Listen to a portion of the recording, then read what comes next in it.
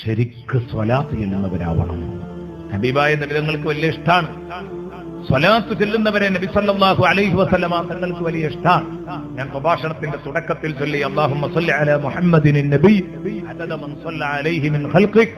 ഈ സ്വലാത്ത് നബി സല്ലല്ലാഹു അലൈഹി വസല്ലമ തങ്ങൾ പ്രത്യേകം അനുമതി നൽകിയ, അതിനെ നബിതങ്ങൾ വല്ലാതെ പ്രകീർത്തിച്ച, നബിതങ്ങളുടെ സ്വഹാബിമാരിൽ ഒരാൾ ചൊല്ലിയ സ്വലാത്താണ് അത്. എല്ലാ ദിവസവും സുബഹിന്റെ ശേഷം 10 വട്ടം ചൊല്ലിയാൽ അയാൾക്ക് ലോകത്ത് എത്ര പേര് റസൂലുള്ളാഹിന്റെ പേരിൽ സ്വലാത്ത് ചെല്ലുന്നുണ്ടോ അത്രയും എണ്ണം ഇയാളുടെ അക്കൗണ്ടിലേക്ക് സ്വലാത്ത് വരുമെന്ന് മുഹമ്മദുർ റസൂലുള്ളാഹി തങ്ങൾ സിദ്ദീഖുൽ അക്ബർ തങ്ങളോട് പറഞ്ഞതാ.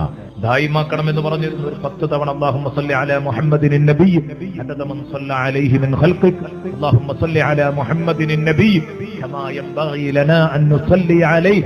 അല്ലാഹുമ്മ സ്വല്ലി അലാ മുഹമ്മദിൻ നബി കമാ അമർതനാ അൻ നുസല്ലി അലൈഹി വഅലാ ആലിഹി വസഹ്ബിഹി വസല്ലം.